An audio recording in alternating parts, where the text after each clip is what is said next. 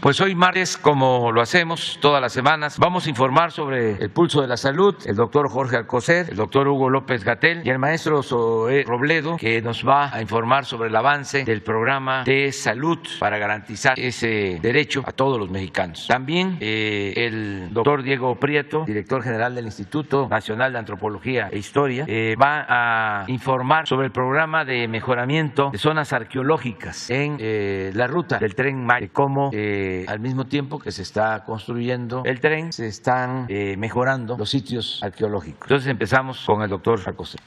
Con su permiso, señor presidente, muy buenos días a todas y todos ustedes. Como ya indicó el señor presidente, hoy 21 de junio en el Pulso de la Salud vamos a informarles sobre dos temas. El primero, a cargo del doctor Hugo López-Gatell, le presentará el estado que guarda la pandemia producida por el SARS-CoV-2 y la política de vacunación en nuestro país. Y el segundo punto, el maestro Zoé Robledo nos informará los avances del plan de transformación del sistema de salud con el seguimiento de la Jornada Nacional de Reclutamiento y Contratación de Especialistas Médicos, así como las brechas encontradas en Oaxaca y los avances en Nayarit y en Colima. Hugo, por favor. Con su permiso. Maestro, buenos días. Querido Zoé, doctor Prieto, buenos días. Tengan buenos días todas y todos. Comento brevemente sobre la situación de la pandemia de COVID en México. Lo que hemos ido identificando durante las más recientes 9 semanas es un incremento progresivo en la frecuencia de los casos. Los casos estimados van aumentando en las semanas y hay noticias que no son agradables en ese sentido, pero también hay noticias alentadoras respecto a cómo se está comportando esta fase de la epidemia. Lo que vemos es el comportamiento de la variante Omicron, principalmente predominan las variantes BA4 y BA5, y esto lo que quiere decir es que lo que se espera es una enfermedad mayormente leve en las personas. Hay síntomas muy parecidos al catarro común, esto suelen darlo los coronavirus, y ahora este virus SARS-CoV-2 también lo da con la variante Omicron. Ya había ocurrido con la ola anterior, pero es el comportamiento que vemos ahora. Adicionalmente vemos que el crecimiento de la epidemia es más lento de lo que fue en la cuarta ola, y esto también es alentador porque sugiere que la inmunidad de la población, la protección que tenemos todas y todos, ya sea porque padecimos COVID o porque fuimos vacunados o ambas cosas, da resultados y hace que la propagación sea más lenta de lo que fue con la variante Omicron original. Lo más importante es que, también como lo hemos venido informando, a pesar de que aumentan los casos, prácticamente no aumentan las hospitalizaciones. En este momento está 1% la ocupación de camas con ventilador, 4% las camas generales de las unidades COVID, y esto lo que muestra es precisamente esto. La variante Omicron da enfermedad catarral, pero en cambio menor probabilidad de que dé daño a los pulmones, que es lo que podría dar una enfermedad grave que requiriera hospitalización. Y aún más alentador es que las defunciones se mantienen también en buen control. Desafortunadamente ocurren algunas, pero son en mínima cantidad. Tenemos en promedio 5 defunciones diarias a nivel nacional, que es una cifra notoriamente menor comparado con lo que llegamos a vivir durante la segunda ola en particular. En la vacunación COVID seguimos aplicando las vacunas a las personas adultas que quedaron pendientes o que pudieran no haber acudido a vacunarse en su momento, desde luego también a niñas y niños de 12 años en adelante, y estamos próximos a iniciar ya la vacunación de niñas y niños de 5 a 11 años de edad. La respuesta al registro ha sido muy positiva y esto nos da la facilidad de poder programar localmente la aplicación de la vacuna. Anunciamos en este calendario que el próximo jueves 23 llegarán un poco más de 800,000 dosis de vacuna y el viernes 24 1,200,000 para un total de 2,004,000 dosis de vacuna, de las 8,000 originalmente contratadas. Y también debe quedar claro, va a haber vacuna para todas y todos. Vimos en esta semana alguna especulación, sobre todo de personas que suelen opinar sin tener información actualizada o clara o mal interpretan, que se dijo que solo tendríamos 8 millones de niños protegidos, y esto no es el caso. Este es el primer contrato, tenemos múltiples otros mecanismos para tener vacuna, que los hemos explicado aquí, por supuesto. Y lo que vemos en la última lámina es que son 3 millones, casi 16,000 niñas y niños que han sido registrados ya para la vacunación COVID en toda la República. Muchas gracias. Con su permiso, señor presidente, muy buenos días a todas y a todos. Secretario Hugo, Diego, como todos los martes presentamos aquí los avances del Plan de Salud para el Bienestar. Si me pueden pasar la primera lámina. El pasado 24 de mayo, aquí también anunciamos la convocatoria de la Jornada Nacional de Reclutamiento y Contratación de Médicos Especialistas, un esfuerzo de todas las instituciones de salud para cubrir 14,323 vacantes. En 11 días hubo 10,920 médicos especialistas que se registraron en la plataforma, y el 4 de junio se instalaron 40 mesas receptoras de la documentación de esos 10,000 médicos. A esas mesas receptoras acudieron acudieron a la cita 4.494 médicos, es decir, el 41% del total de los que se habían registrado. Ellos, estos 4.494 médicos especialistas que sí acudieron, ya fueron acreditados para la siguiente etapa del proceso. ¿En dónde estamos ahora? Bueno, en la primera ronda de contratación de cada una de las instituciones. El total de especialistas que se acreditaron se distribuyen por la asignación que ellos mismos hicieron por institución y por especialidad en su primera opción. Cada institución ya tiene esta información y es la que estamos presentando el día de hoy. Son 2.245 médicos especialistas que se agregaron a través del INSABI y que son de los sistemas estatales de salud de los gobiernos de los estados, 1.282 del Seguro Social en su régimen ordinario, 551 para el ISSSTE, 243 para Pemex, 228 para IMSS Bienestar, que atiende a personas sin seguridad social, y 45 para los institutos nacionales. Cada institución se encuentra en este momento justo en el procesamiento y en el análisis de cada uno de los perfiles, y se estima que para el 1 de julio se dé la primera ronda ya de contrataciones y de entrega de contratos. Quienes no logren ser contratados en esta primera ronda, vienen dos rondas más, por lo que buscamos es que el proceso logre reunir y contratar al mayor número de especialistas. Por eso les pedimos a ellos y a ellas que estén muy pendientes de las comunicaciones que recibirán por correo electrónico. Ahora bien, si podemos ver la siguiente, de estas 14.323 vacantes ofertadas, hubo 11.128 que no tuvieron a ningún especialista acreditado, es decir, que no hubo nadie interesado por la vacante o que hubo alguien interesado pero que no acudió a la cita del 4 de junio, es decir, solamente hubo 22% del total de vacantes ofertadas que tuvieron por lo menos un médico o médica que se postuló y que acudió a la cita y que fue acreditado o acreditada. Del total de estas vacantes que se mantienen sin cobertura, si lo vemos por institución, tenemos de los gobiernos de los estados que se agregaron a través de INSABI 6.494, del IMSS permanecen 1.925 vacantes, del IMSS Bienestar 1.625, del ISSSTE 1.013 y de Pemex 64 y de los institutos nacionales 7 de las 28 vacantes que ofertó. En las siguientes semanas vamos a dar a conocer cuáles son las siguientes acciones para cubrir estos faltantes que, como se estimaba, se concentran principalmente en zonas rurales y en pequeñas ciudades, además de cierta concentración en algunas especialidades específicas. Si podemos ver la siguiente. El viernes pasado estuvimos en Oaxaca, allá en Huatulco, acompañando al señor presidente Andrés Manuel López Obrador, y nos instruyó a avanzar con mayor velocidad con este plan de salud para el bienestar. Y en el caso de Oaxaca, no solamente en los municipios que fueron afectados por el huracán Ágata, sino en todo el estado de Oaxaca. Como en los otros estados, el primer paso que se da es justamente hacer un censo, hacer un inventario, un levantamiento diagnóstico territorial para saber cómo están los centros de salud, cómo están los hospitales, la presencia de los médicos en todos los turnos de atención, y a partir de eso pues hacer el cálculo de las inversiones que son necesarias en cada sistema estatal que atiende a las personas que no cuentan con seguridad social. Como lo ha dicho el presidente, es un tema de recursos que ya se han asignado, pero también y sobre todo es un tema de voluntad y de mucha convicción para hacer valer el derecho constitucional del cuarto constitucional, el derecho a la salud. Ya estamos trabajando con el gobernador Alejandro Murat para concluir a más tardar a finales de este año, y por eso me permito el día de hoy, señor presidente, informar a la gente de Oaxaca de los resultados de este censo, de este inventario de necesidades de equipamiento, de infraestructura y de personal del sistema de salud oaxaqueño. Este se llevó a cabo en octubre, del 4 al 20 de octubre, participaron 147 personas que visitaron 874 unidades de primer nivel y 40 hospitales, tanto de segundo como de tercer nivel. Los principales hallazgos son un déficit importante en el número de personal que se necesita para cubrir todos los turnos. Se trata de 5.626 profesionales de salud, 927 médicos generales, 822 médicos y médicas especialistas, 3.656 personal de enfermería y 221 de lo que se conoce como paramédicos y que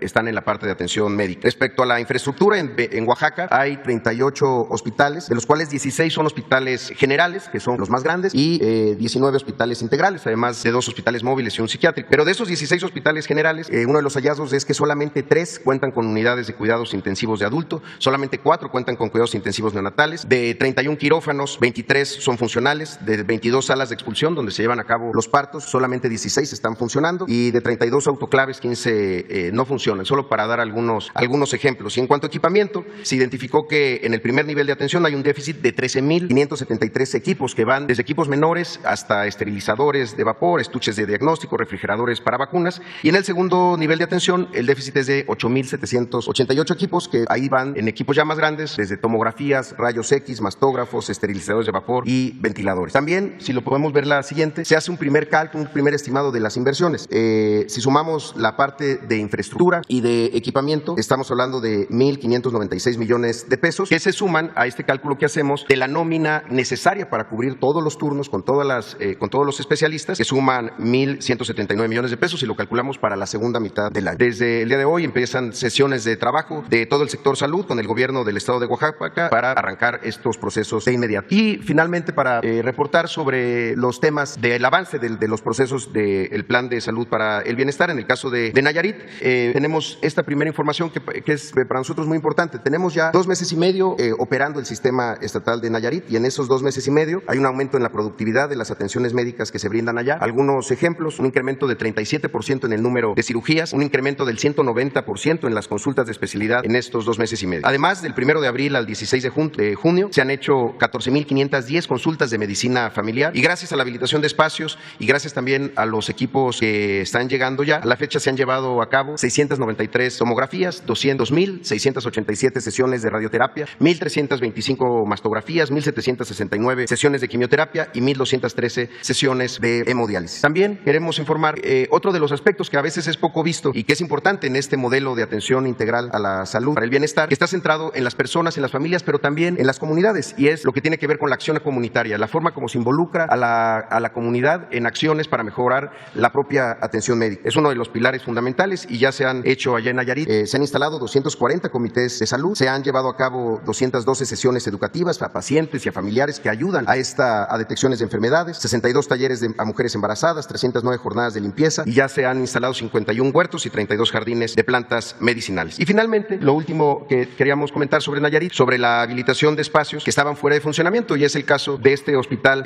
básico comunitario en Las Varas. Es un hospital de 12 camas que se inauguró hace 6 años y desde hace 6 años, aunque tenía un quirófano, no se habían podido realizar ninguna cirugía justamente por falta de insumos y de equipo médico y desde luego por falta de especialistas. Ya desde hace 20 días se está teniendo diversas atenciones, particularmente partos. Y a informar también que en Nayarit se concluyó ya al 100% la capacitación de todo el personal en los hospitales y estamos al 75% de la capacitación de todo el personal en las unidades de primer nivel. Finalmente, en el caso de Colima, algunos avances generales en 3 frentes donde estamos trabajando en Colima, en 3 ámbitos. El primero es el del mejoramiento de la infraestructura instalada. Se habilitaron ya consultorios para medicina familiar en los hospitales de Manzanillo, en el materno infantil de Colima y en Ixtlahuacán, así como espacios de urgencias, de trabajo social en las áreas de hospitalización y también las unidades de cuidados especiales para el neonato en todos los hospitales de Colima. En segundo lugar, para garantizar el abasto de medicamentos, se concluyó con un proceso de ampliación de las farmacias en los hospitales, en el regional universitario que está en la capital, en el materno infantil que también está en la capital de Colima y en el hospital de Manzanillo. Y en tercer lugar, se llevó a cabo una reorganización de la consulta externa y de la hospitalización, así como de las áreas de urgencia y de archivo, como áreas de cocina, lavandería, que son claves para el buen funcionamiento de un hospital. ¿Qué se logra con estas acciones? Mejoras en la atención médica, reordenar, reorganizar, involucrarse mucho más, permite mejorar la atención médica y por eso el día de hoy queremos concluir con unos testimonios de 3 personas, don Jesús, doña Máxima Gaspar y doña Araceli, que son usuarios justamente del hospital de Ixtlahuacán, que es uno de los que ya están en una operación óptima. Si podemos pasar el video y sería todo por nuestra parte, señor presidente. El día de hoy acudí por unos resultados porque el día lunes vine a consulta y me mandaron a hacer unos estudios y el día de hoy vengo a consulta. Es la primera vez que yo vengo aquí a la clínica a hacerme una evaluación para ver cómo ando de mi cuerpo. Pues ahorita yo apenas estoy empezando a mis pastillas porque ya no había. Yo siempre las compraba. Pues antes yo no podía hacer eso porque daban la cita de los estudios para más días, lo alargaban pues más. A veces daban 15 días o a veces un mes. Pues a hoy me los hicieron el martes y para el día jueves ya estaban los resultados. Hasta ahorita ya se está haciendo otra vez y ya le estamos dando gracias a Dios que nos están apoyando. Desde el momento que yo llegué miré la diferencia, que hay un servicio excelente. Pues yo desde el lunes que vine vi mucha amabilidad por parte de los trabajadores. El que te hace el examen es una persona muy excelente, muy atenta. Y agradezco que haya personas como él. Pues que está mejorando porque se ve que limpiaron las bancas, limpiaron todo el hospital, lo pintaron. Están arreglándole y pues ya se ve bonita. A lo que yo veo que el hospital va a cambiar y está cambiando y se espera que haya un servicio como cuando abrió el hospital las puertas.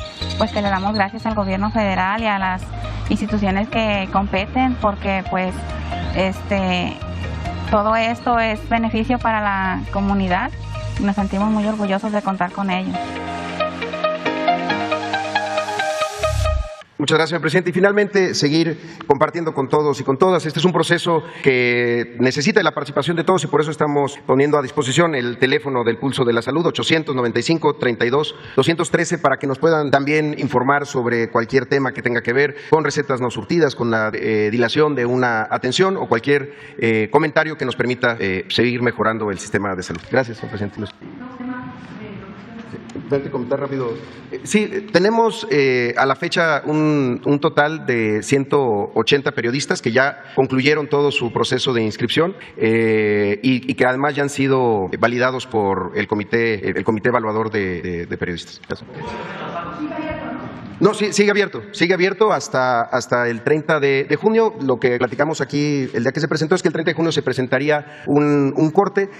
Al parecer hay temas de algunos de los documentos que los están tramitando, entonces seguramente en cuanto concluyan estos trámites de la documentación que se solicitó y que es necesaria para poder hacer el aseguramiento, va a empezar a incrementarse. Un comentario importante, ha habido más de 8,500 visitas al sitio, o sea, más de 8,500 personas que han ingresado, que han, digamos, que explorado y seguramente están en la actualización de algunos de sus datos. Principalmente uno de los documentos más importantes, además de la CURP, el RFC, es la firma electrónica, la FIEL. Entonces, esto lleva algunos días. Seguramente en cuanto tengan ya el trámite de su FIEL, pues van a empezar a concluir estos registros. Pero la verdad que el porcentaje de rechazos es mínimo y es a partir de alguien que no hubiera presentado su documentación completa.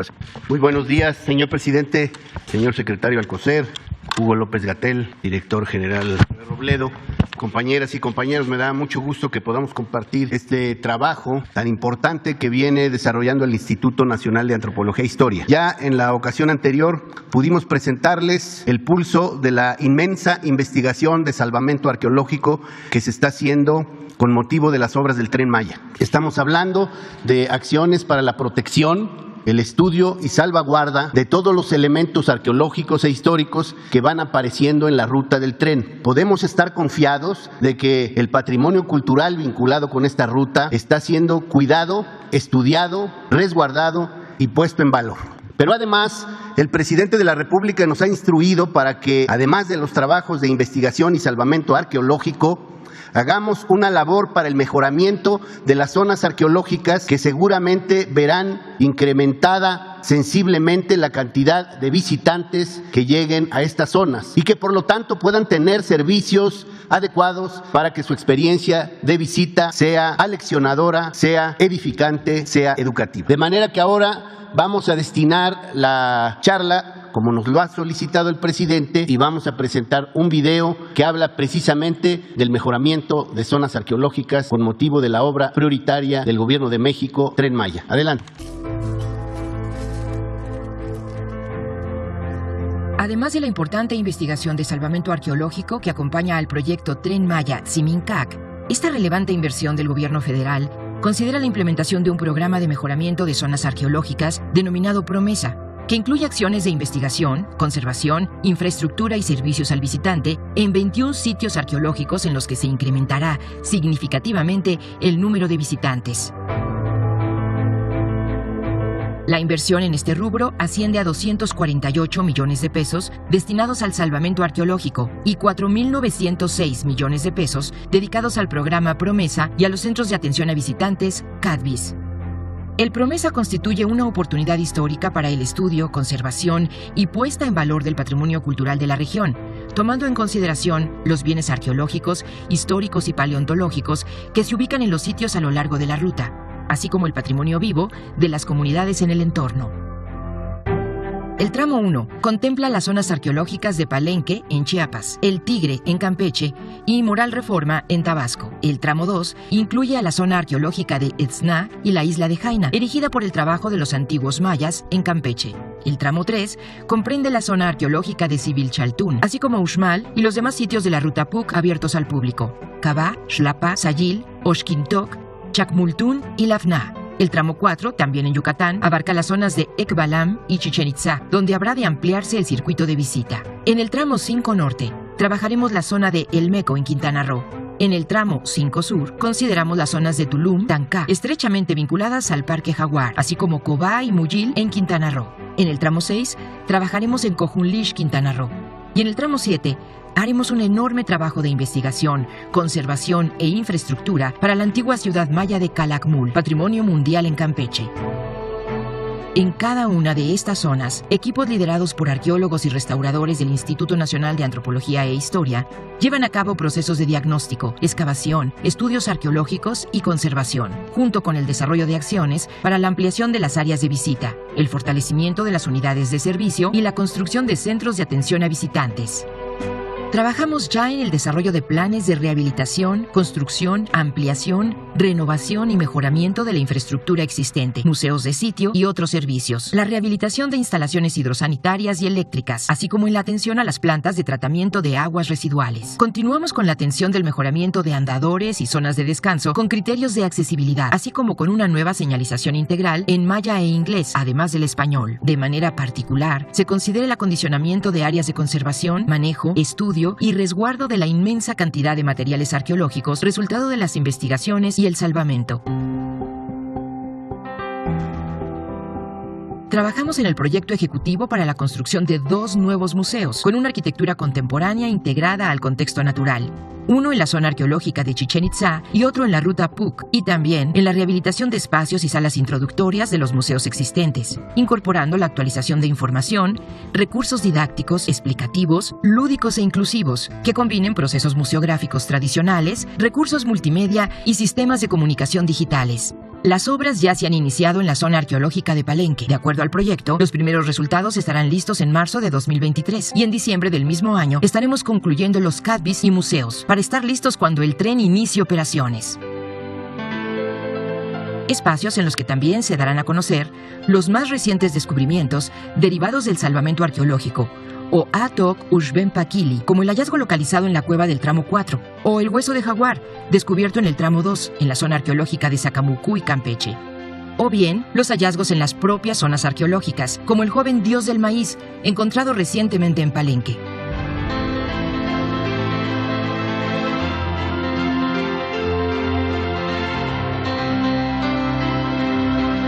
Lograr que los viajeros se interesen en conocer nuevos destinos a partir del recorrido en el Tren Maya nos impone el reto de ofrecer nuevos y renovados servicios para hacer de la visita de nacionales y extranjeros una experiencia de encuentro con el pasado y el presente del mundo maya, en recorridos que vinculen aprendizaje, reflexión y disfrute.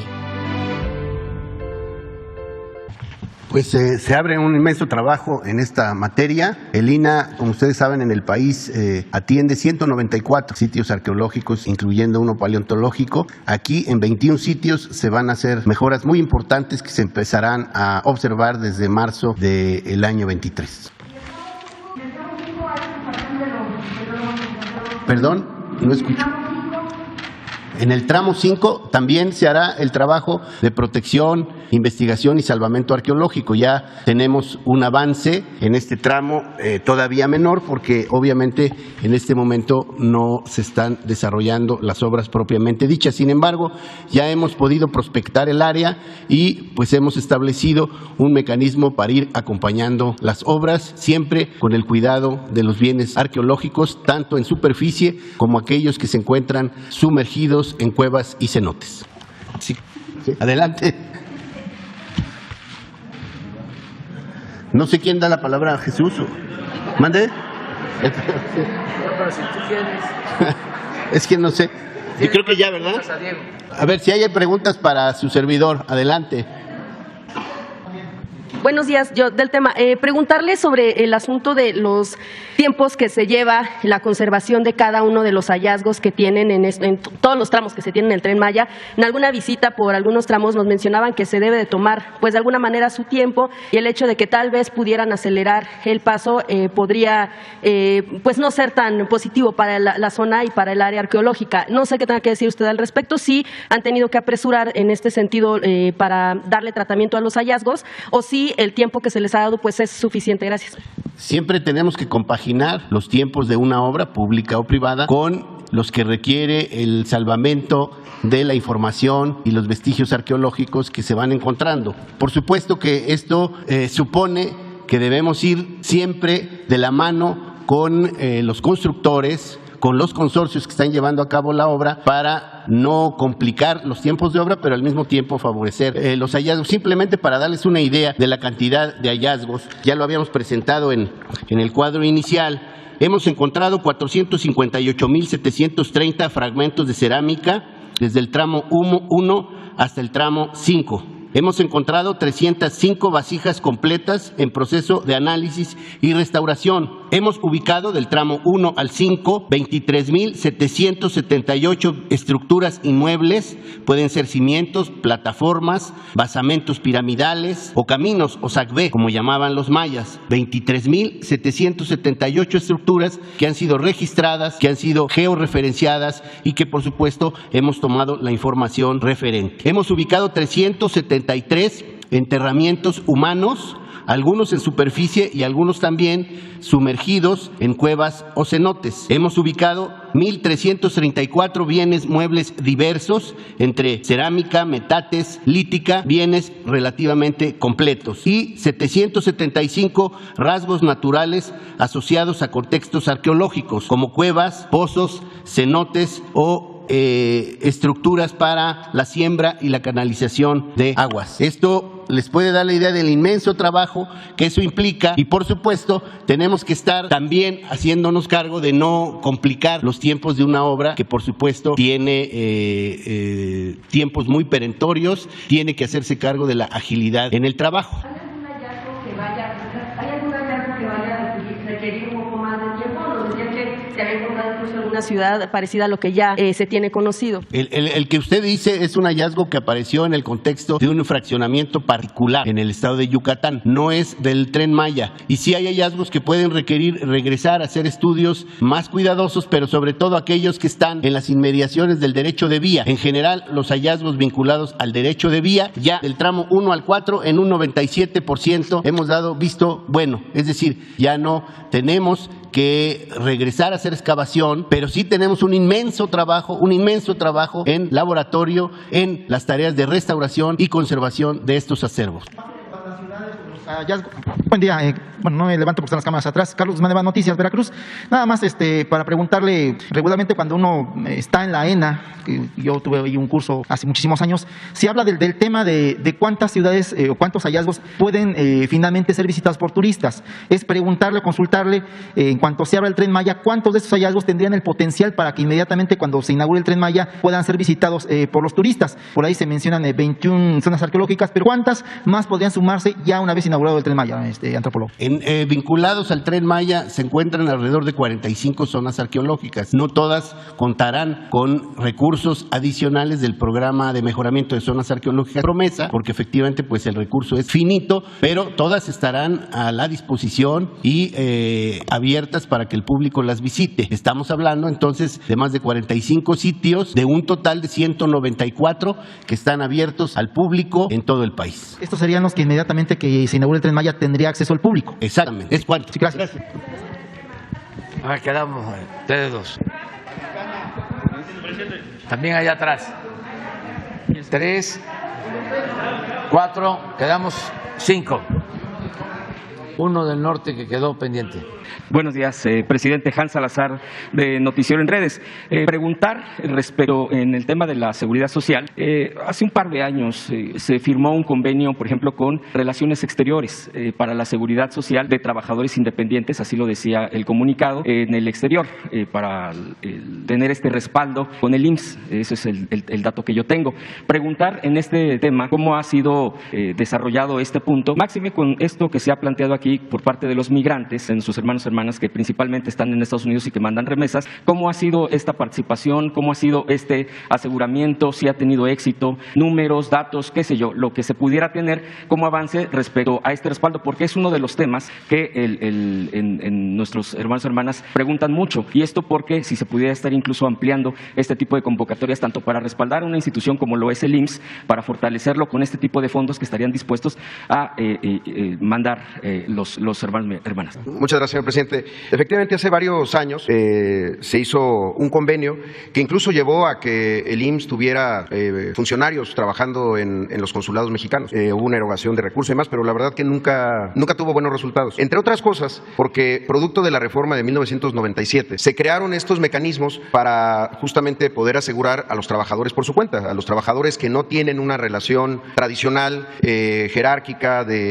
con un empleador, sino que trabajan por su cuenta, los trabajadores independientes. Sin embargo, durante todo ese tiempo, el número de aseguramientos fue muy pequeño. En 2019, en agosto, fue que hicimos el proyecto piloto para el aseguramiento de trabajadores independientes en general en todo el país. Es justamente con el que estamos operando la parte de trabajadores, de los periodistas por su cuenta. En ese sentido, también hemos trabajado tanto con el Instituto de los Mexicanos en el Exterior y con la Dirección de Relaciones Exteriores, la Dirección de América del Norte, obviamente con el canciller Marcelo Ebrard, en cómo desde los propios consulados, pues en la red consular que es tan grande en nuestro país, se pueden hacer acciones primero para informarle a los migrantes cómo es el aseguramiento. Había algunos temas, digamos, de trámite que se tenían que resolver, sobre todo cómo hacer el pago.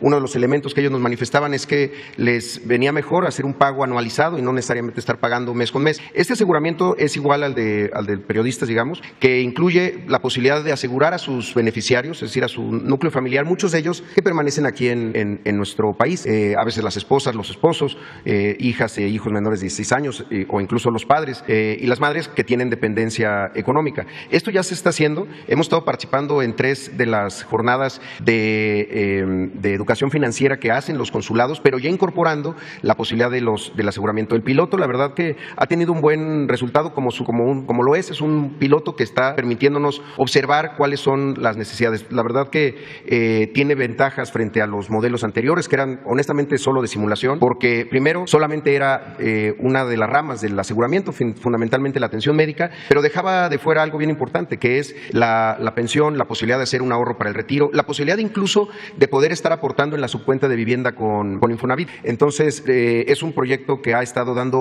buen resultado. Hay mucho interés de parte de asociaciones de migrantes que se han acercado y la verdad que con la red consular se está trabajando para que pronto se puedan establecer estos mecanismos. No significa tener más erogaciones. Con los propios funcionarios de la Cancillería en las ventanillas de atención y de educación financiera es donde se están haciendo estas promociones y si nos lo permite podríamos presentar en algunos días algo de la información ya con más detalle. Sí, entonces es un programa piloto todavía. En este momento es un programa piloto que se autorizó por el Consejo Técnico para todos los trabajadores independientes del país, no solamente para los migrantes, pero sirve para los trabajadores migrantes que pues siempre han tenido esa aspiración de que muchos de ellos que piensan o están en sus planes regresar a nuestro país, pues tener asegurado esa parte de su vida después de haber trabajado, tanto en lo que corresponde a la pensión, pero también pues en la atención médica, que tenía muchos tiempos de espera, precondiciones, mucha gente empezaba a tramitar su aseguramiento y cuando ya lo iba a lograr, le decían ya no te vamos a asegurar porque ahora tienes algunas enfermedades que ya no me permiten asegurarte, cosas así. Eso es lo que el piloto nos está permitiendo, digamos que romper esas barreras para el aseguramiento de independientes, considerando que los trabajadores que están en Estados Unidos, muchos de ellos pues trabajan así, por su cuenta. Gracias. Preguntarle, presidente, respecto también al tema de migrantes, el próximo mes, como usted ya ha estado confirmando, va a tener una visita a Washington posterior al 15, no sé si ya se tenga alguna fecha, y preguntarle, de hecho, en la visita que hizo el canciller Marcelo Ebrard a Los Ángeles a propósito de la Cumbre de las Américas, en un encuentro con migrantes, le pidieron a él, al canciller, una reunión en este mes próximo que usted estará en Washington con migrantes, algún tipo de representación, algún tipo de encuentro con ellos, así como usted ha estado comentando, pues que si hubiera la viabilidad, ha estado haciendo usted mensajes, pero ellos lo que piden es un encuentro. ¿Usted ve viable que en su visita a Washington pueda tener este encuentro con ellos? Pues lo vamos a analizar. Yo la verdad tengo comunicación permanente con los migrantes en general, porque hay muchas organizaciones, hay paisanos y pues es complicado el poderse reunir con todos, pero constantemente tengo información de lo que sucede, la atención en los consulados, los problemas que hay en cada consulado, también diferencias de grupos, tengo información y lo que más importa es que se sientan protegidos, defendidos por el gobierno de México, por su gobierno, y eso lo estamos haciendo. Cada vez es más el respeto a los migrantes en Estados Unidos, a nuestros paisanos, y cuidamos de que no haya maltrato, de que no haya discriminación, y ya lo he dicho aquí y lo repito, no vamos a permitir que que ningún candidato, ningún partido con propósitos electoreros en Estados Unidos utilice como piñata a los mexicanos, a nuestros paisanos y a los migrantes en general. Ya se terminó ese tiempo de que se guardaba silencio, porque hay grupos muy racistas que utilizaban la xenofobia, el odio a extranjeros para obtener votos. Eso lo hemos estado combatiendo y lo vamos a seguir combatiendo. Eso es lo fundamental. Y que se regularice su situación migratoria, son los temas, básicamente. Entonces, decirle a los paisanos que aunque yo no pueda reunirme, no es que no lo desee, sino hay ciertas circunstancias, de todas maneras, ellos están representados en su gobierno. Es un gobierno que defiende sus derechos y que defiende al pueblo de México y a nuestra nación. Todavía no está definida la fecha, va a ser en julio, parece que en la segunda quincena del mes. Todavía no hemos podido definir la agenda sobre los temas que vamos a tratar y ya lo expliqué en una ocasión, además de los asuntos que nos importan tanto al gobierno de Estados Unidos como al gobierno de México, que tiene que ver con nuestros pueblos.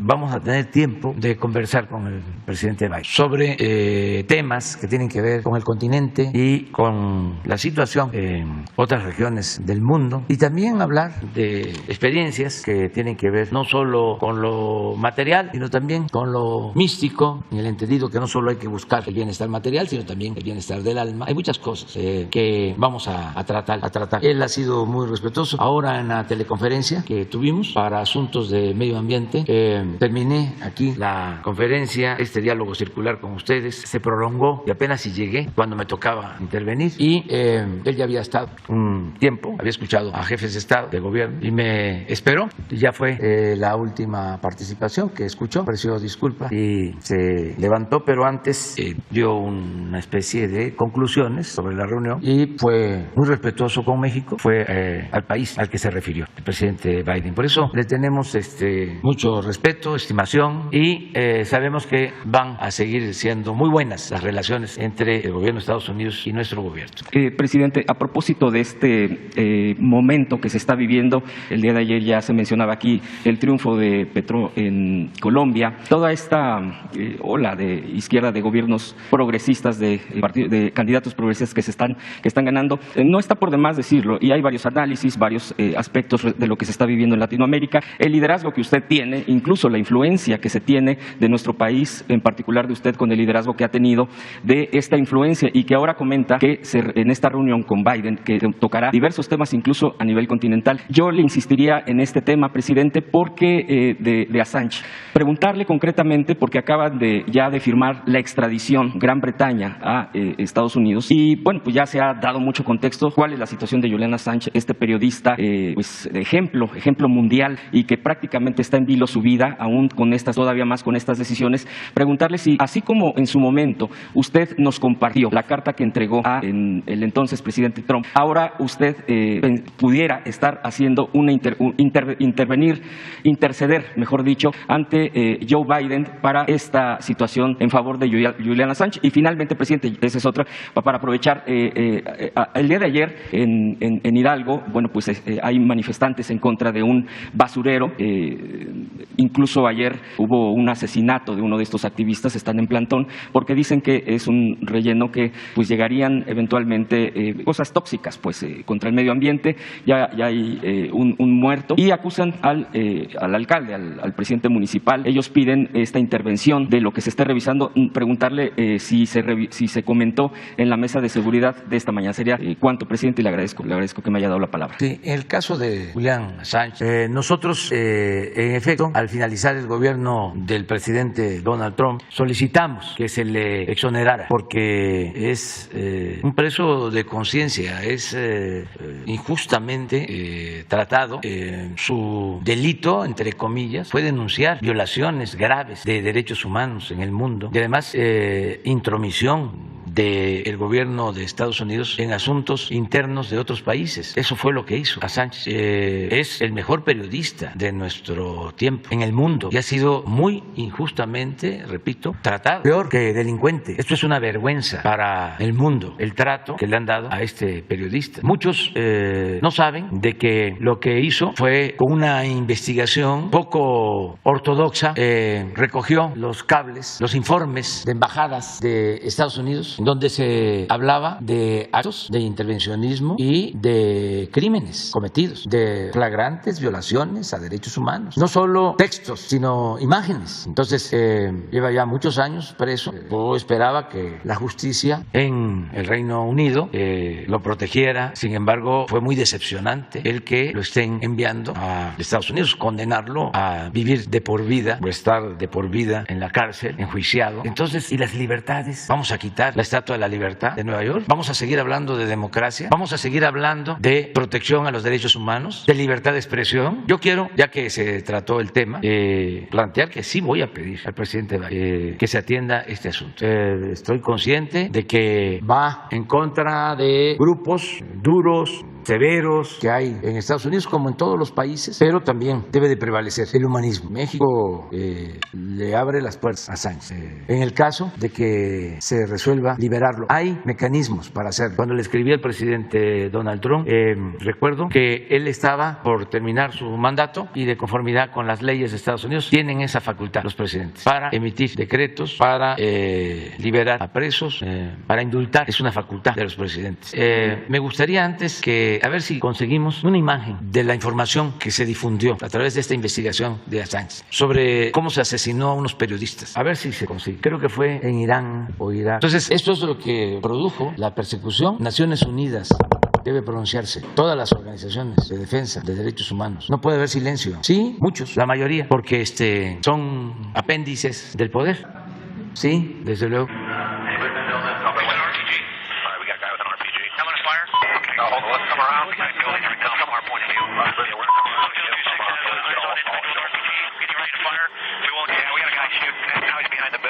La conversación. Sí, de unos pilotos, la conversación también de un grupo y se están poniendo de acuerdo para disparar, pero son periodistas los que fueron blancos.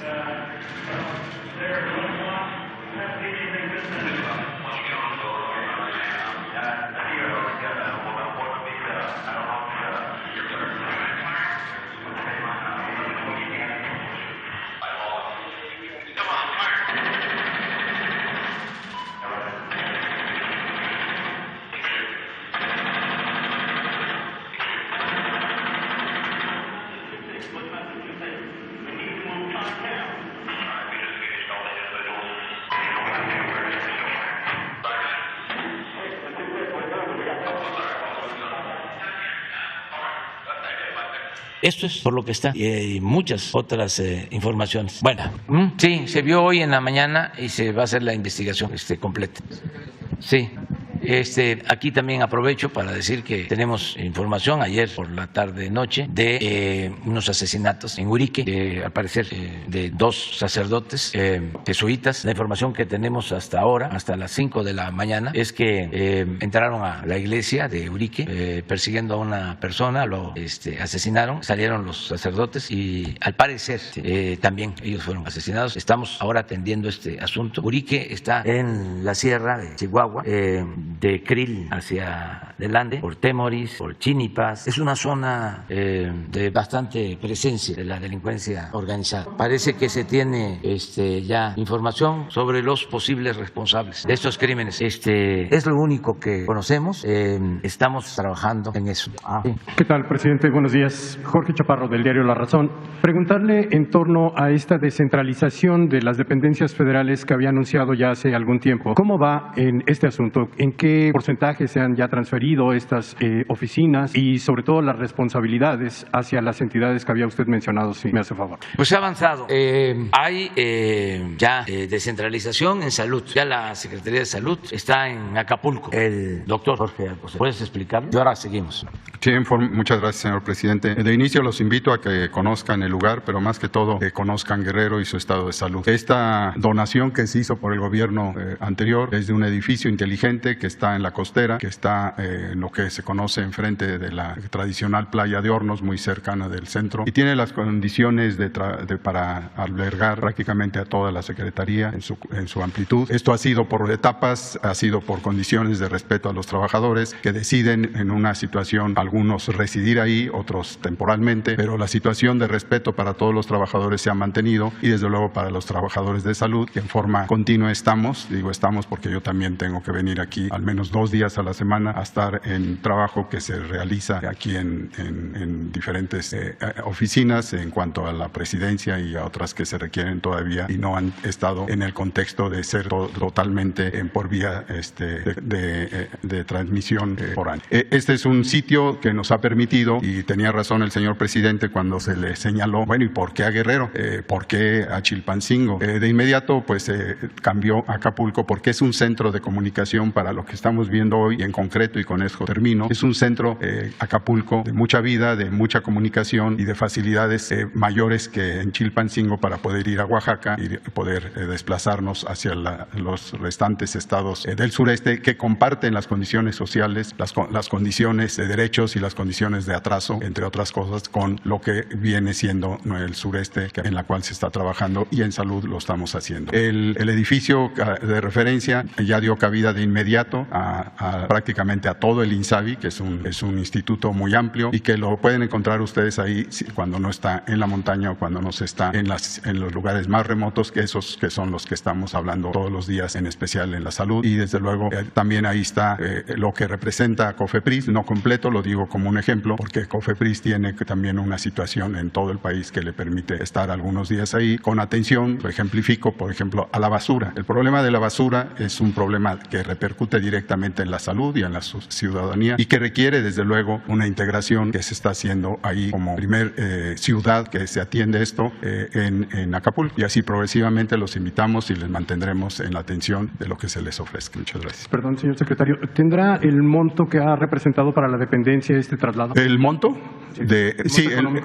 Ahí sí quiero señalar una situación muy especial, muy particular, que ejemplifica la bondad de la población, y estoy refiriéndome no solo a los trabajadores, sino a las familias de los trabajadores. Progresivamente han puesto mucho de su empeño, de su decisión y desde luego de su convicción de que esto es lo que requiere la salud de nuestro país. Es un giro de sitio para facilitar muchas de las acciones y presencia en lo que ya señalé. Y desafortunadamente Acapulco, como ejemplo donde está la sede, pues es un desarrollo total, importante, mundial, pero de interés hacia el turismo, un interés importante también, pero de inmediato nos dimos cuenta que el interés para construcción de sitios de habitación para aquellos que lo tienen temporal o que desde luego toman esa decisión con su familia ha sido desde luego difícil, porque no hay esta situación, aunque ya se empieza precisamente a trabajar por diferentes razones en ello, y yo estimo que antes de que termine este mandato, estos 6 años, tendremos ya estabilizada la población que va a estar ahí viviendo. Pero además sí nos da la oportunidad a ir contratando. Se ha contratado alrededor de un 20% de trabajadores originarios de la región, por ejemplo tenemos de Oaxaca inclusive, y desde luego del propio Guerrero. Esto desde luego, reitero, señala que la gente participa, la gente lo toma en bien, porque realmente la ciudad aquí de la Ciudad de México complica mucho el que estén viniendo tan frecuentemente aquí, y queremos hacer esto de acuerdo a los derechos repito, de la gente, e inclusive dando oportunidad a nuevos colaboradores de la salud, como debe ser. Gracias. Señor presidente.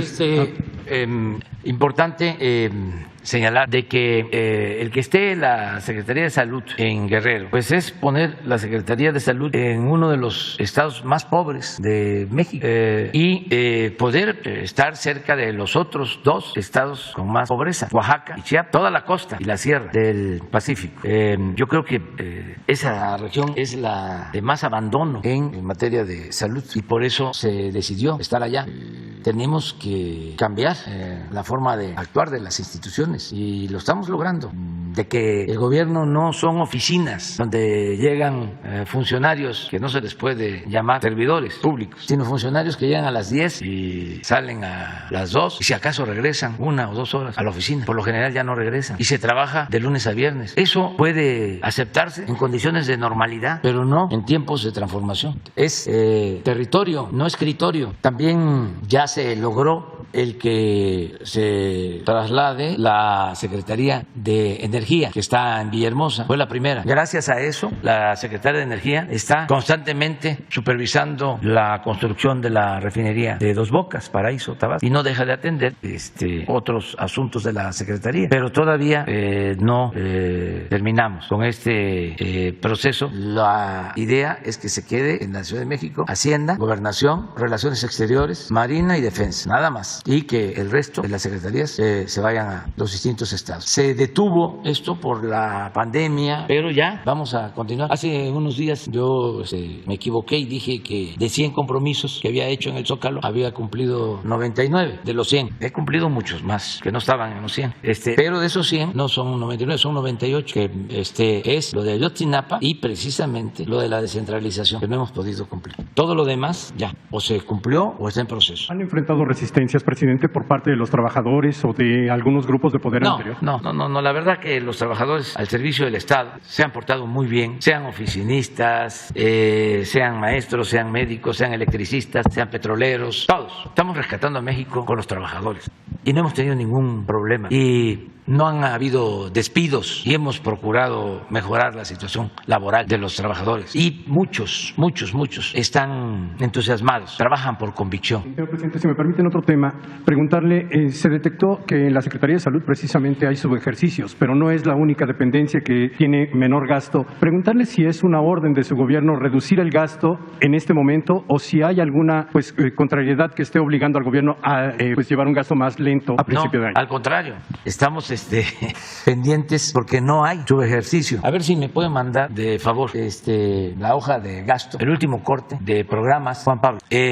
Vamos acorde con el programa y lo que queremos pues es que no haya déficit. Ya no es el tiempo de antes, de que no se trabajaba. Ahora tenemos que estar autorizando transferencias de recursos para que las obras no se detengan, porque se está avanzando. Necesitamos, por ejemplo, más recursos que ya estamos consiguiendo para la refinería de Dos Bocas, más recursos para el Tren Maya, más recursos para la presa de Santa María en Sinaloa. Afortunadamente no se ha caído la recaudación y nos está ayudando lo del aumento en el precio del petróleo, porque aun cuando ese excedente se está destinando una parte para que no aumenten las gasolinas, el diésel, los energéticos, todavía nos queda ahí una cantidad de recursos, porque el petróleo está en promedio en $110 el barril. Nosotros calculamos que este año, solo por la venta de petróleo, vamos a tener alrededor de 1.300.000 millones de pesos. ¿Cuánto significa esto? Pues como el 25%, 25% del presupuesto nacional. No, ahí hay que descontarlo. Pero sí tenemos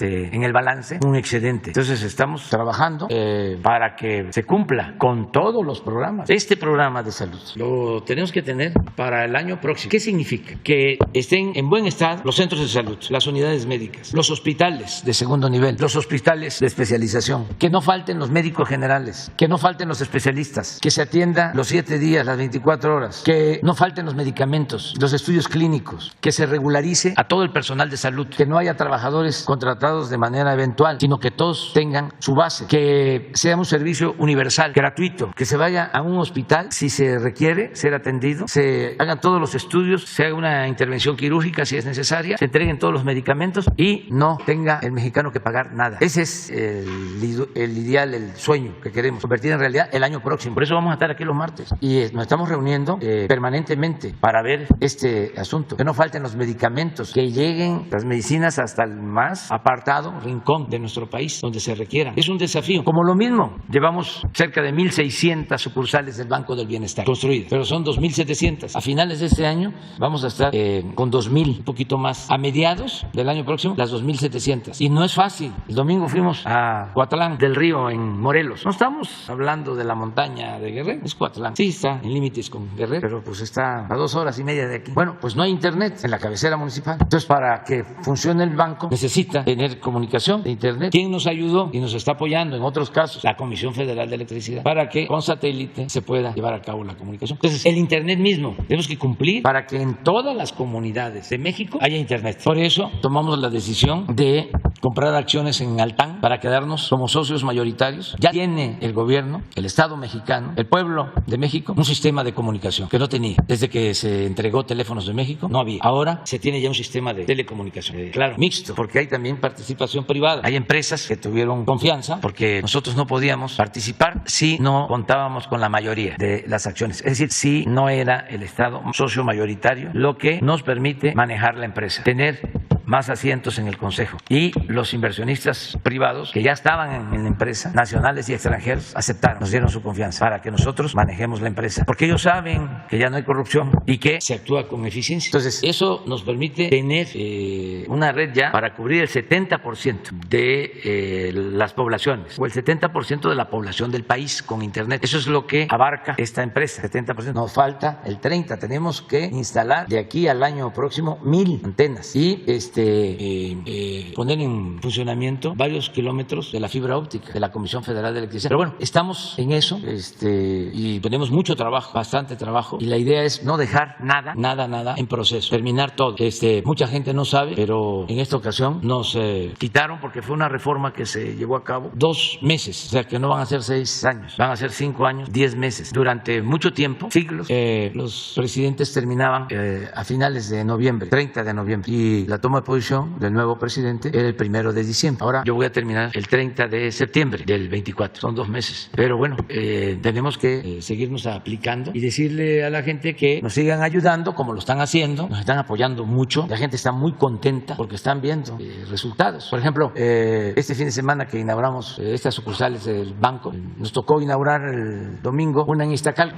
Llena Magdalena Michoacán, es una sucursal grande que va a atender a muchísimos beneficiarios de los programas de bienestar, adultos mayores, becarios, los jóvenes construyendo el futuro, personas con discapacidad, sin comisiones, y va a ser el banco con más sucursales y con más recursos destinados a la población, porque ya este año el banco va a manejar cerca de 500,000 millones de pesos, pero para el 24 va a estar muy cercano a los 800,000 millones, cuando se tengan todas las sucursales del banco. ¿Quién sigue? Aquí está, mira.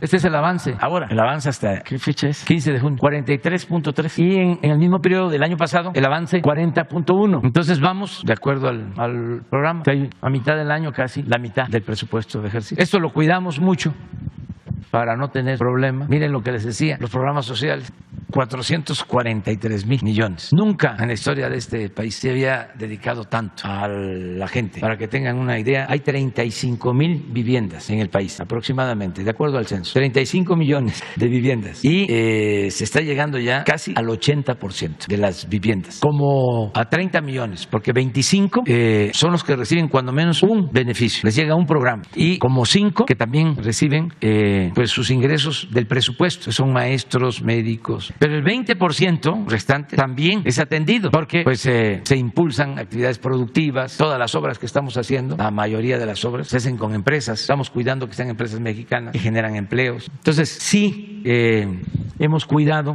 que el presupuesto le llegue a la gente. Esta es la clave. Por esto es que no han podido los conservadores, ni con la guerra sucia. No se puede transformar un país, no se puede llevar a cabo un cambio de fondo si no se cuenta con el apoyo del pueblo. No se transforma un país sin el respaldo del pueblo. Y para que el pueblo respalde a su gobierno tiene que estar al servicio del pueblo. Esto, ¿qué van a entenderlo? Los que ni siquiera respetan al pueblo, menos se puede decir que quieran al pueblo. No, ellos se sienten superiores y sabiondos. Por eso se desesperan. ¿Cómo es posible que triunfe y se mantenga un movimiento popular? Y entonces los calificativos, ¿no? De manera despectiva: populismo, paternalismo, ignorancia. No entienden nada. Por más que trate uno de ayudarlos, ahora sí que lo que Natura no da, Salamanca no otorga. Esto es, ahora que gana Gustavo Petro en Colombia, a ver si pones, ¿no?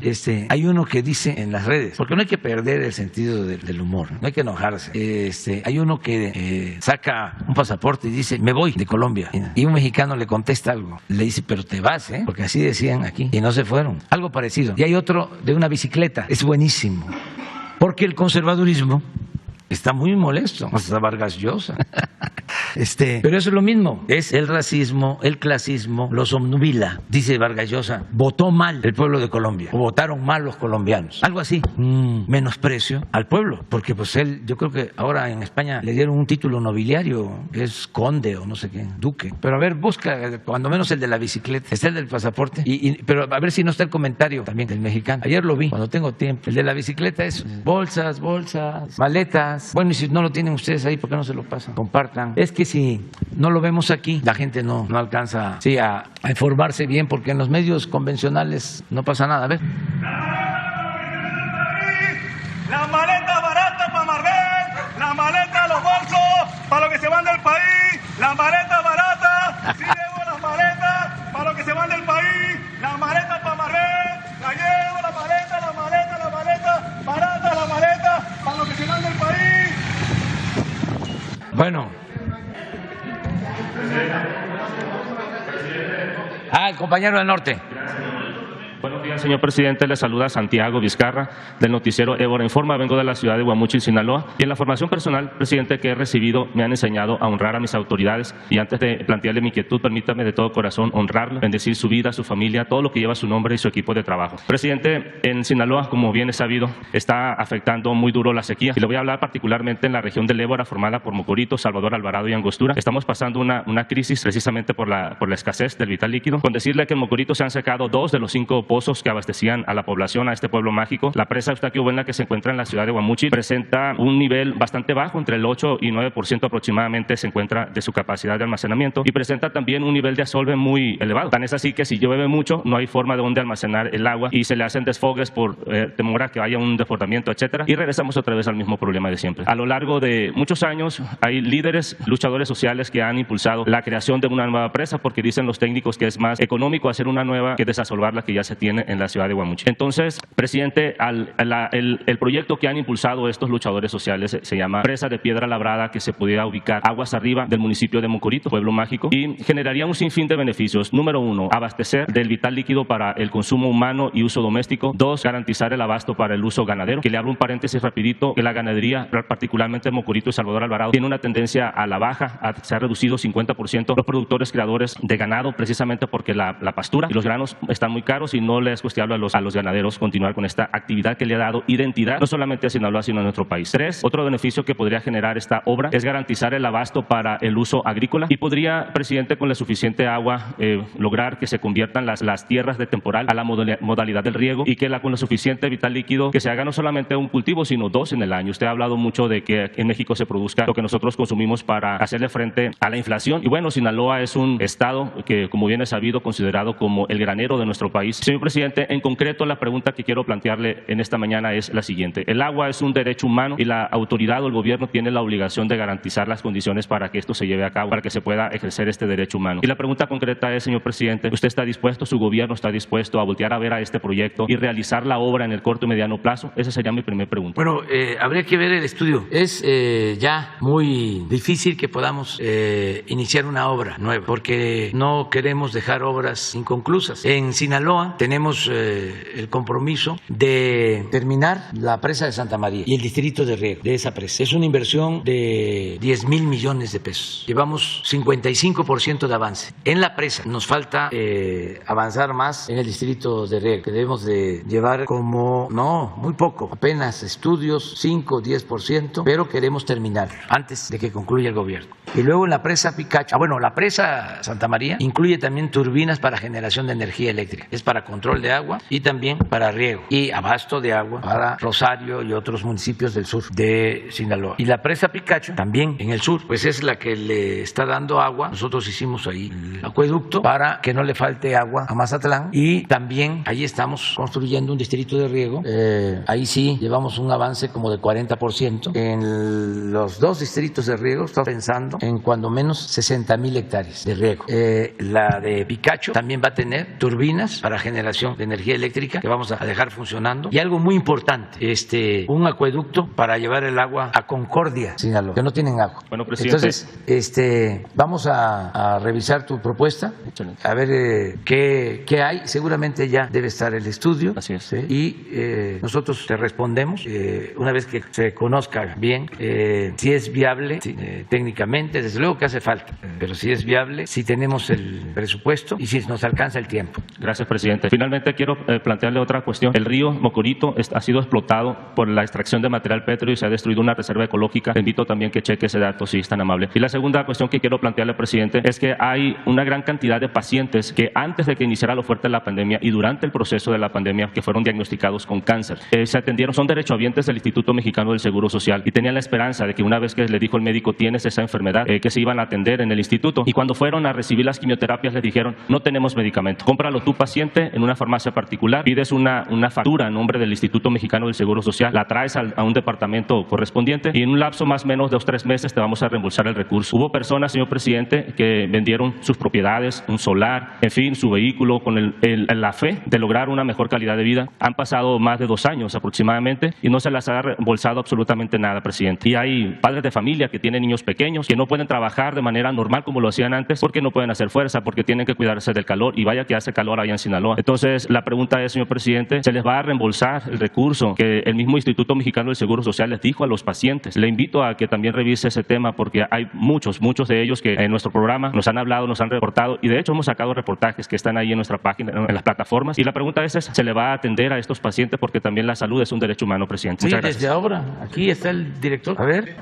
Gracias, presidente. Sí, vamos a revisar el tema de los reembolsos porque tienen que ser cubiertos y tienen que ser cubiertos a la brevedad. En el caso de Sinaloa, con muchos lugares, la penetración de muchas empresas en áreas sustantivas de la atención médica fue igual, en particular las famosas centrales de mezcla, que eran las que se ocupaban las instituciones justamente para poder atender los casos de quimioterapias. En el caso de Sinaloa, justamente se está construyendo una central de mezclas propia, que es como debió haber ocurrido siempre. Pero con todo gusto vamos a revisar lo de los reembolsos porque si fueron llevados conforme a lo que corresponde, pues se tienen que pagar desde luego. Y hoy mismo podemos darles una información al respecto. Sí, hoy mismo vamos a darles la información de cuántos reembolsos están pendientes en el caso de Sinaloa y las fechas de su pago. Sí, claro, si no es un compromiso desde luego. Que va a ir alguien a Mocorito. Sí, hoy mismo le pediremos a la doctora Tania Díaz que pueda estar en Mocorito hoy con los pacientes y sobre todo con los derechohabientes que tuvieran pendientes los reembolsos para poderles dar una fecha de pago por parte de la delegación. Gracias. A los que tú conoces, que va a llegar hoy la directora del seguro allá a Mocorito. Mocorito se le conocía como la Atenas de Sinaloa. Sí, toda esa región, conozco muy bien. Además, ahí se elaboraba una de las mejores revistas de arte durante mucho tiempo. Aquí está el del pasaporte. Es buenísimo esto. Ganó Petro, me voy a buscar nuevos rumbos. Adiós, Colombia. Es que estos se acuerdan que pasó aquí. Y miren lo que le contesta un mexicano. Tú sí cumplirás tu palabra y te irás de Colombia. O serás como los miles de personas que dijeron lo mismo cuando ganó AMLO aquí en México y que aún estamos esperando. Bueno, ya, que cumplan.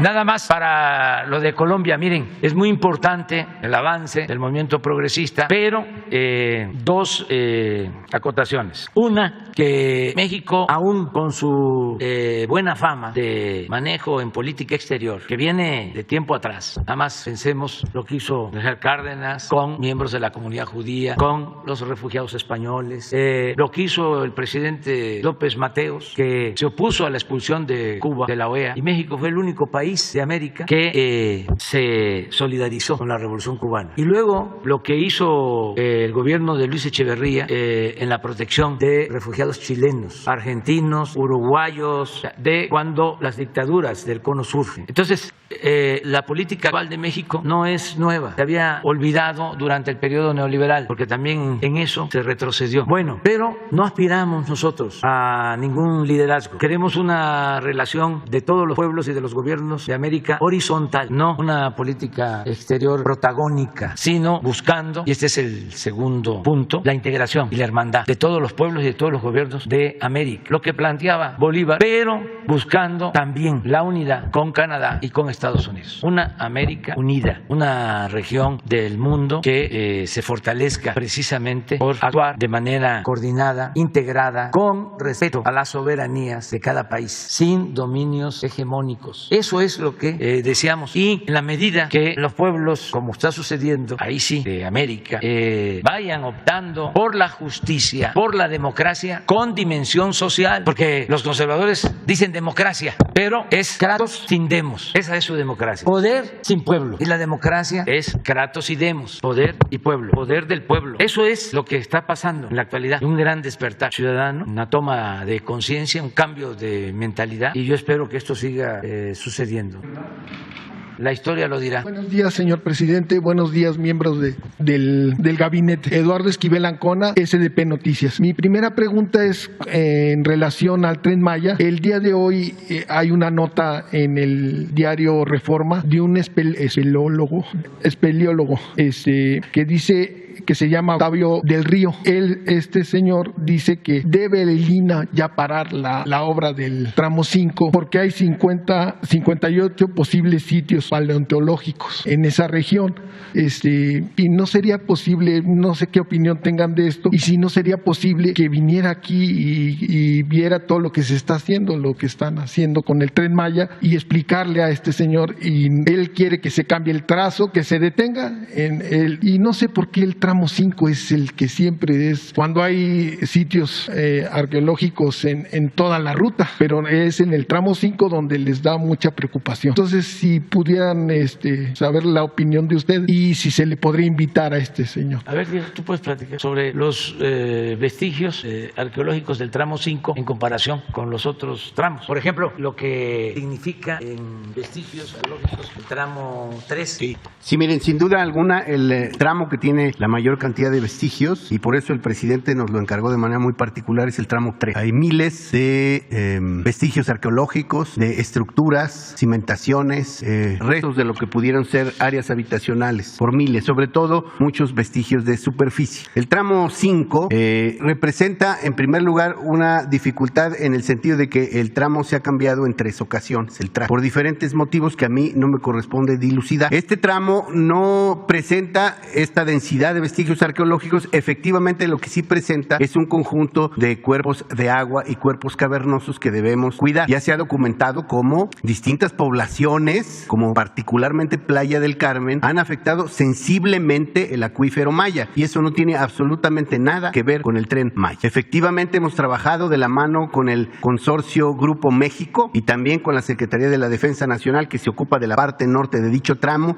Hemos prospectado los distintos trazos que se nos han dado y estamos esperando que se reinicien las obras. No sé por qué digan que el INAH suspenda un tramo que de momento está en espera de que se resuelvan situaciones de amparo. Entonces me parece muy simpático. Ahora, invitar a Octavio y a todos los espeleólogos a que platiquemos allá. Nuestro director en Quintana Roo, Margarito Molina, ha estado permanentemente en comunicación con los espeleólogos para que nos ayuden, sin duda alguna, a la investigación y el cuidado de los vestigios que pueden aparecer en cuerpos cavernosos, en cenotes, en oquedades, que son característicos de esta parte oriental de la península de Yucatán. El INAH está muy acostumbrado a acompañar obras públicas y privadas y a encontrar, junto con los ingenieros y constructores y junto con las instituciones también de carácter ambiental, soluciones. Y sin duda alguna las vamos a encontrar en cuanto se retome la obra en este tramo, que efectivamente pues es también muy sensible porque es toda el área hotelera que viene desde desde Cancún hasta Tulum. Hay una serie de temas inmobiliarios que no le corresponden al instituto, pero que tomamos nota de que están ahí presentes. ¿Es cuánto? Mande usted. ¿Se necesita cambiar la ruta? En este momento no lo hemos determinado, ya lo estaremos considerando nuevamente en el momento en que se retome la obra, se retome el trabajo. ¿Es cuánto?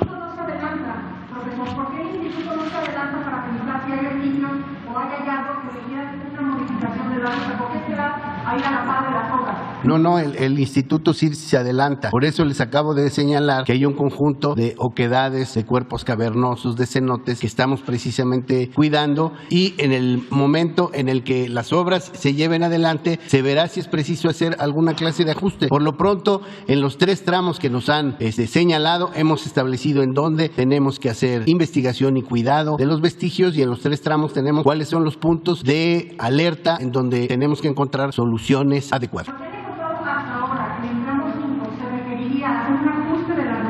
Es que, a ver, compañero, en el tramo 5 ya ha habido 3 ajustes de la ruta y ahora hay una suspensión. Entonces, con lo que se ha encontrado, vamos a ver si este último trazo que se nos ha ofrecido es pertinente. Lo más probable es que lo será, no se preocupen. Lo que les quiero señalar es que tenemos la instrucción del presidente de que la cuestión ambiental y la cuestión arqueológica se cuiden de manera muy particular. Gracias. Mira, es muy sencillo de explicar. A ver, ya el Reforma, que es el boletín del conservadurismo, junto con otros, ya tienen información de que se están fallando los amparos interpuestos y que se nos está dando la razón. Entonces ya iniciaron todos nuestros opositores ahora una nueva lanzada. Ya no es la destrucción de la selva, ahora es la destrucción de sitios arqueológicos. Es que son predecibles. Yo conozco la hipocresía de los del Reforma desde hace años. Cuando fui jefe de gobierno en la ciudad, agarraron la bandera de oponerse a los segundos pisos y ellos promovieron amparos junto con el partido al que han apoyado siempre, que ahora ya se volvió uno, ¿no? O sea, de 2 o 3 ya. El Partido Conservador, pues. En aquel entonces promovieron un amparo con el licenciado Burgoa, finado, muy buen abogado, y se ganó el amparo porque querían que no hiciéramos los segundos pisos. Es más, cuando comenzó la obra, movilizaron vecinos para que no se hiciera el segundo piso. Y una campaña permanente. Vayan a las hemerotecas, revisen el Reforma. Estoy hablando del 2002, por allá. Y tuvimos que informar de que no se iba a afectar, que el segundo piso era precisamente para no destruir viviendas. Porque ¿qué sucedía y sigue pasando en la ciudad? Pues aumenta el parque vehicular, pero no aumenta la superficie de rodamiento.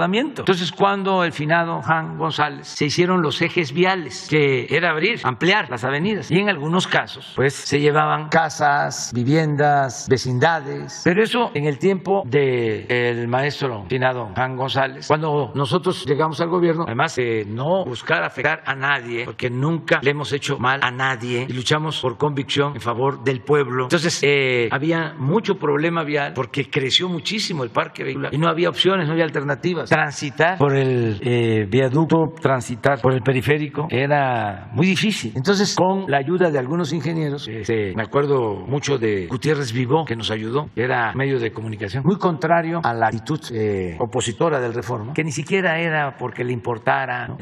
Si iba a funcionar la obra o no. No, era por cuestiones como ahora, que tenemos diferencias políticas, son proyectos distintos, contrapuestos de nación. Pensamos distinto al señor Junco, y esto es normal. Ellos siempre han estado en las filas del conservadurismo, siempre. Esa es su postura. En ese periódico todos los que escriben son conservadores. Ahora ya no pueden simular de que son independientes, como lo hicieron durante mucho tiempo, que hablaban de que eran de la sociedad civil, que no tenían partido. Ya no, porque pues en estos tiempos hay que definirse. Ya no les quedó más que quitarse las máscaras, y como la fábula, sin darse cuenta, solo un niño advirtió de que el rey iba desnudo. Entonces, en aquel tiempo se hicieron los segundos pisos. Ya después que se vio que funcionaba, porque era utilizar el derecho de vía, no afectar, irse para arriba y ampliar la superficie de rodamiento. Esa es la esencia del segundo piso. Ya después que empezaron a hacer segundos pisos, nada más que de paga, pues ya el Reforma no no volvió a decir nada. Entonces, ahora con lo del Tren Maya, ¿por qué es el tramo 5? Si somos serios, rigurosos, profesionales, aquí está Diego, y pues hay antropólogos y hay arqueólogos. Esa zona del tramo 5 es de las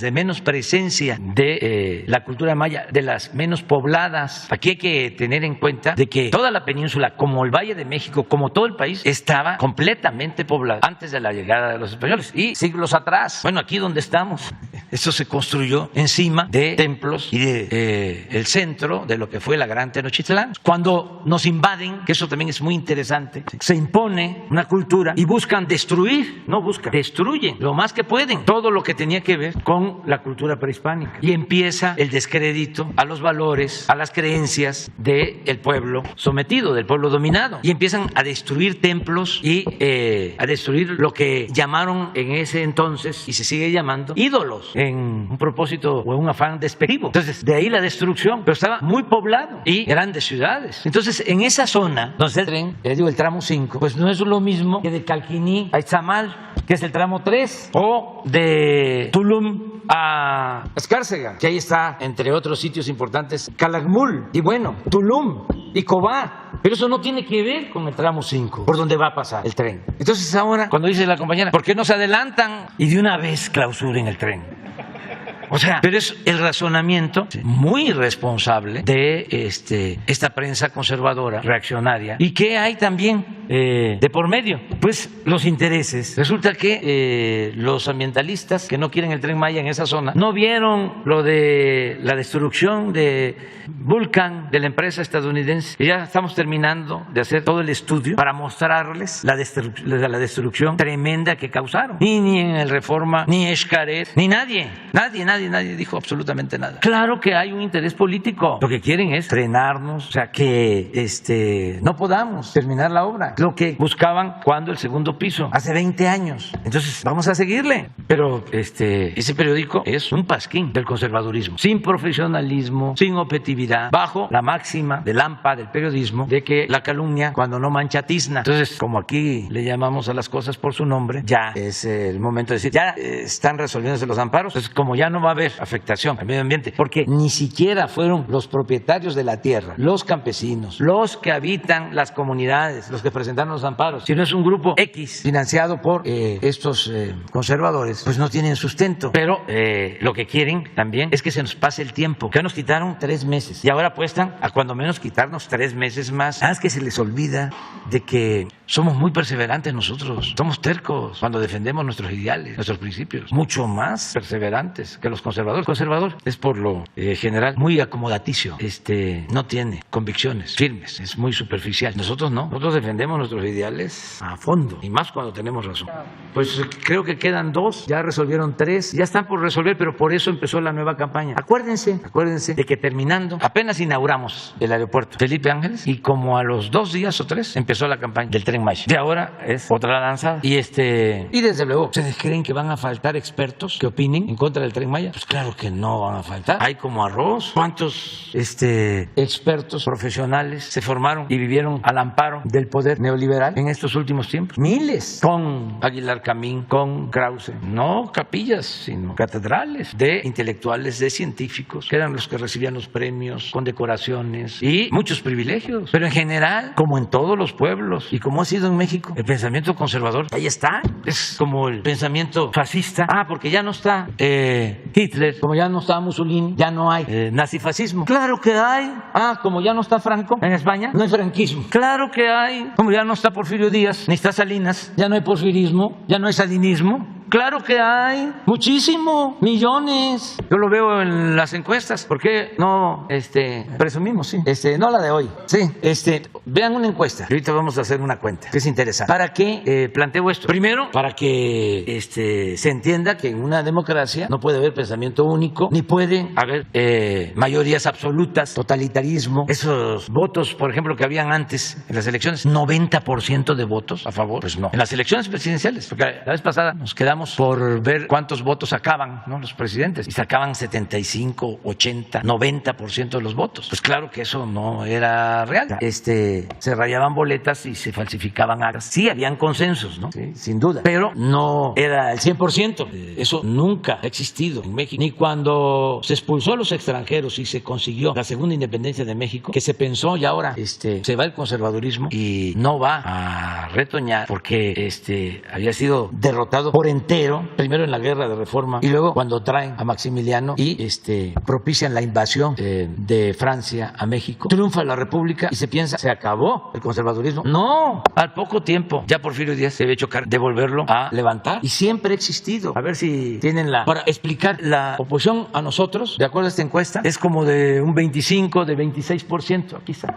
Yo traigo 68, esa es la última encuesta. 26 en contra y 6 indecisos. Estos 26 son, si el padrón de ciudadanos es de 80, 85 millones, estos son 20 millones o un poco más. No es poca cosa. Entonces, ¿de dónde van a salir los expertos que opinen en contra de nosotros? Pues hay muchísimo. Entonces, ese truco de ir a buscar expertos para que declaren y supuestamente con eso están haciendo un periodismo objetivo y profesional. Pues es una patraña, que se vayan a engañar más lejos. En una sola pregunta, señor presidente. Hay varios analistas en los Estados Unidos y aquí en México que están viendo con preocupación la economía de los Estados Unidos puede entrar en recesión, ya sea porque en el primer trimestre su PIB decreció en 1.5, mientras el de México sí creció en un punto y a nivel en el trimestre previo y a nivel anual creció 1.8. Pero en los Estados Unidos tienen una inflación más alta que la de nosotros, por un punto arriba.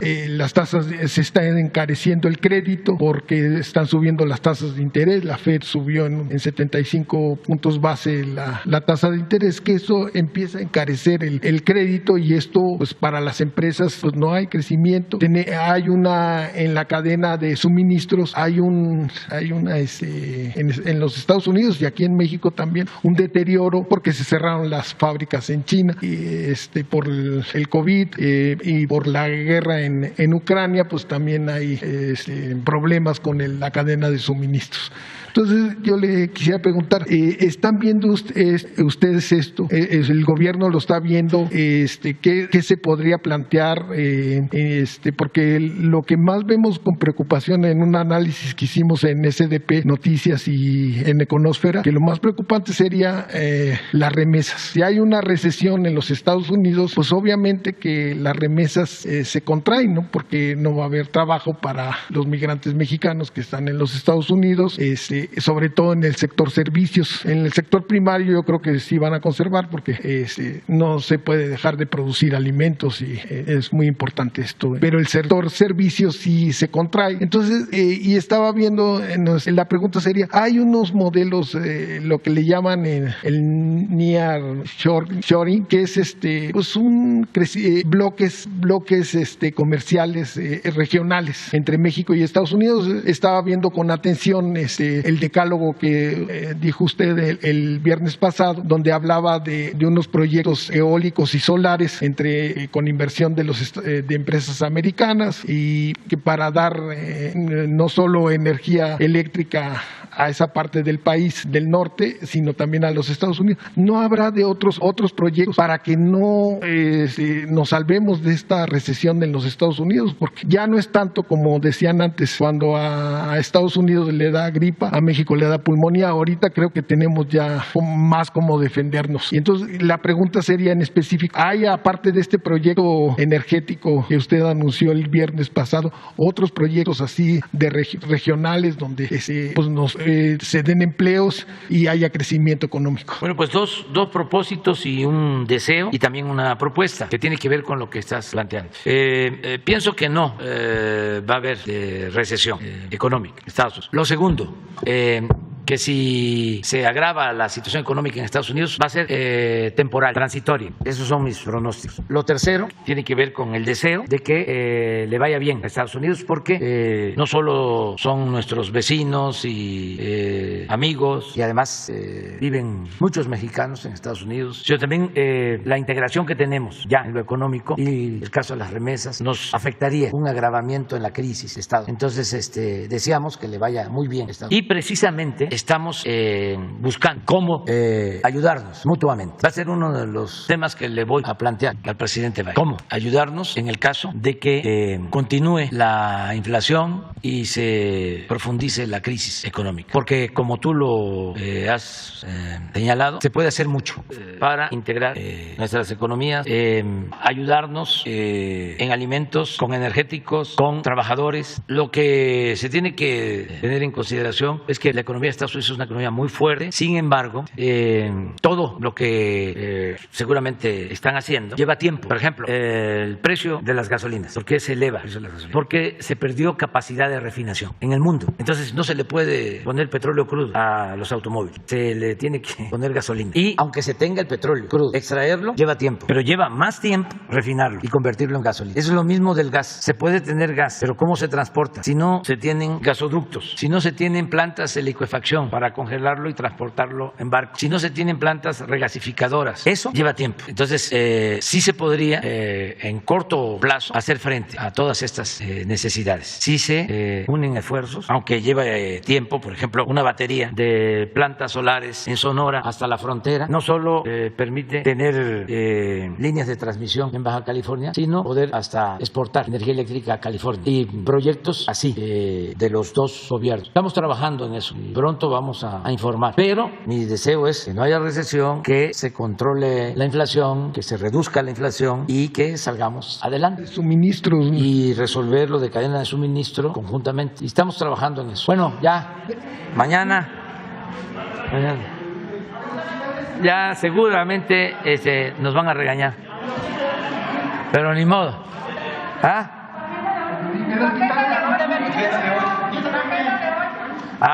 Trabajo bastante en la oficina.